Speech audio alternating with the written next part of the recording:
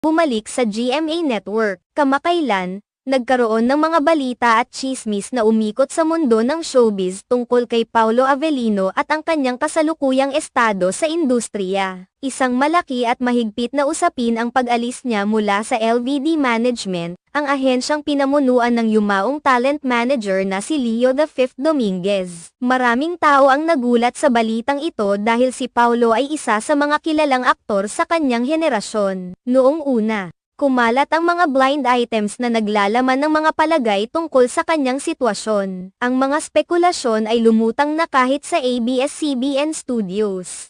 Ang kanyang kontrata ay nakatakdang magtapos sa katapusan ng Setyembre. Sa mga impormasyong nakuha namin mula sa isang mapagkakatiwalaang source, nakumpirma na nagpaalam na si Paolo sa kanyang management team. Ayon sa source, ang kanilang pamamaalam ay naging maayos at walang negatibong intriga